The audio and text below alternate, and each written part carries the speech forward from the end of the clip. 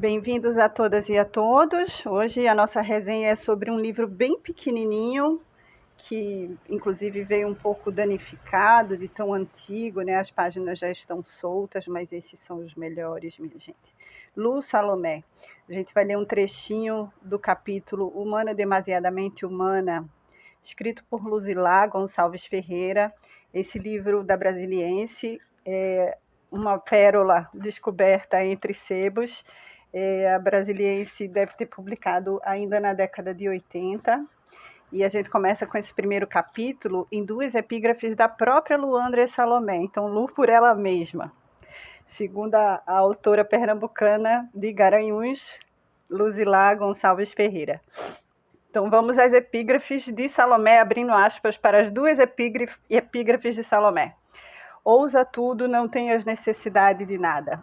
A vida humana, a vida nela mesma é poesia. Inconscientes nós a vivemos dia após dia, etapa por etapa, mas em sua intangível unidade, ela vive, ela nos faz poesia. Lu André Salomé.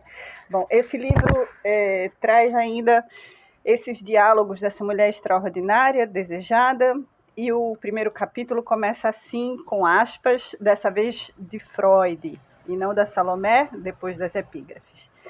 Abre aspas para Freud: você tem um olhar como se fosse Natal. Fecha aspas. Escreveu-lhe Freud um dia. Novamente aspas, o sol se levantava quando ela entrava numa sala. Fecha aspas. Helene Glimberg. Os amigos assinalavam suas qualidades: generosa, humana, riso contagioso, inteligência rápida, espontânea, curiosa.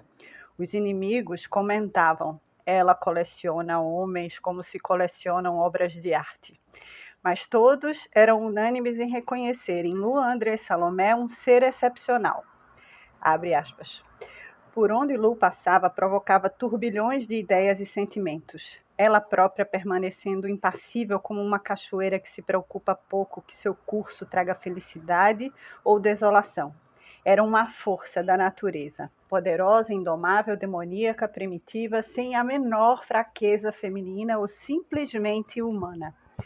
Assim a descreve um crítico citado por H.F. Peters, maçom, uma épousée, mas uma mulher apaixonada pela vida, que amava e buscava o contato com as pessoas, com a arte, com a ciência. Assim conheceu Wagner e Tolstói, Hofmannsthal, Strindberg, Hauptmann, Buber.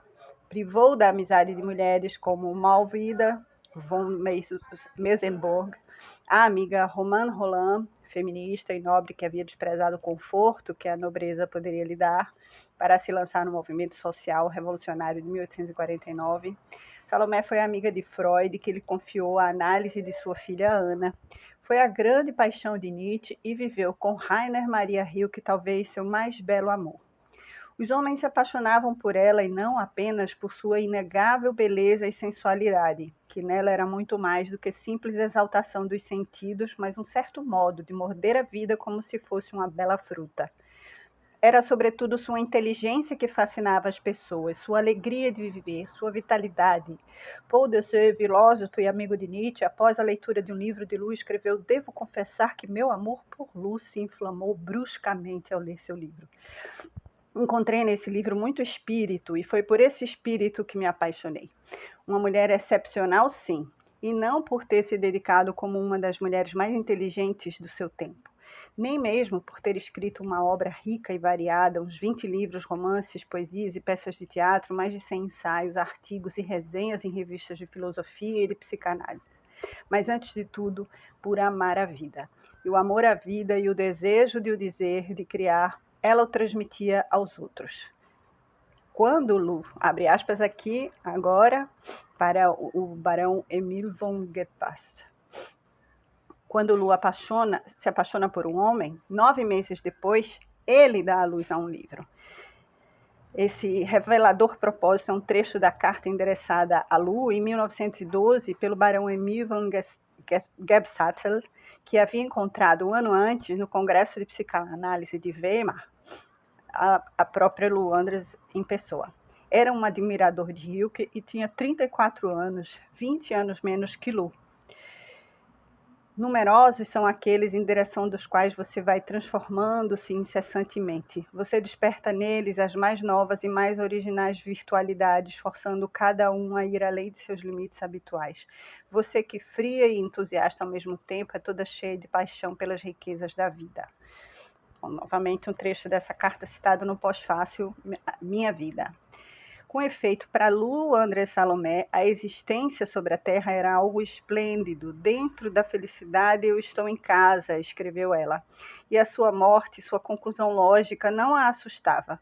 Era uma volta às origens do ser. Por isso ela se deu tão completamente à vida. Por isso desejou que seu corpo fosse cremado e suas cinzas jogadas num jardim. Por isso buscou ardentemente, dia após dia, ler em si própria para descobrir o que ela mesma chamou de as raízes da vida.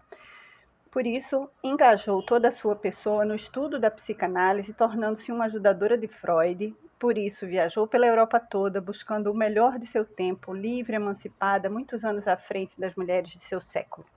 Então, o livro ele tem esse título das cinzas no jardim, que é uma das frases que remete a esse pedido, né? O último pedido de Salomé, que foi ser cremada e que as cinzas dela fossem jogadas num jardim. Eu vou ler mais o segundo capítulo, aqui a gente tem 6 minutos, esse se chama O Verde Paraíso dos Amores Infantis. Muitos anos depois, ao dar o balanço de sua vida, ela escreveria que encontrara na infância o sentimento de pertencer ao universo, o grande mito de uma participação inalienável à onipotência. Frase de Lu. Mas naquela manhã de primavera de 1869, ao atravessar a ponte sobre o Neva ao lado do pai, a pequena Louise não pensaria nisso.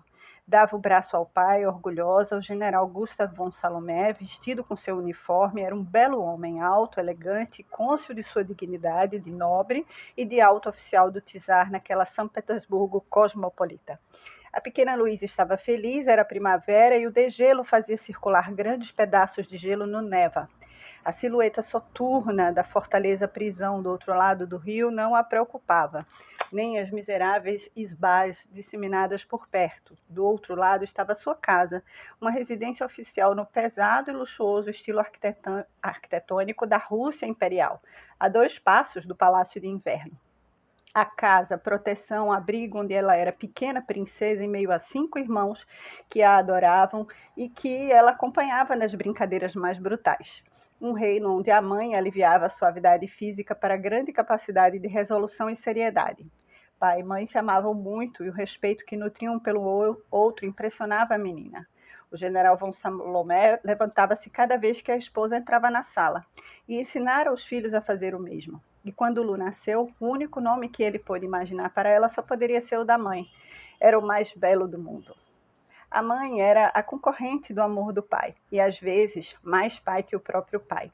O caráter voluntarioso da menina frequentemente se chocava com a autoridade materna, e esta oposição, que duraria a vida toda, começara cedo.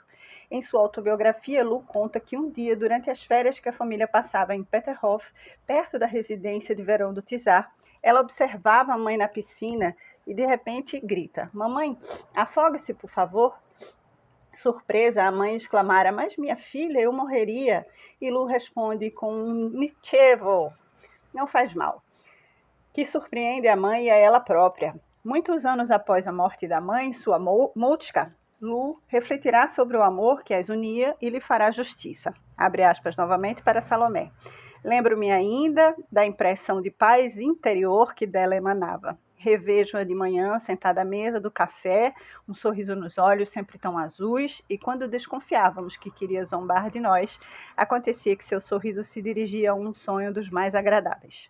E acrescenta: "Não posso falar de minha mãe sem voltar a pensar no que fez por mim. Embora ela tenha desaprovado inteiramente a vida que levei quando moça, no estrangeiro, e minhas ideias completamente contrárias às suas. Aquela filha que já a decepcionara ao nascer, porque não era um menino, deveria, pelo menos, ter tentado se tornar a filha ideal, com a qual sua mãe sonhava. Mas mesmo na época em que Moltka sofria mais por isso, porque eu afrontava as convenções sociais, ela se fiou à seguinte linha de conduta: se associava a mim contra todos, apesar de seu sofrimento, confiava em mim." Na sua autobiografia, Lu conta como ficou gravada em seu espírito a última separação das duas, pouco antes da morte da mãe. Ela devia deixar São Petersburgo para ir à Finlândia. O trem partiria de madrugada e as duas se haviam despedido antes de dormir. De manhã, silenciosa para não despertar a casa, Lu atravessava o corredor quando viu o vulto da mãe. Pés nus, cabelos brancos em desalinho, longa camisola, ar de quem saía de um sonho, ela própria um sonho. Ela não me disse uma palavra, apertou-me.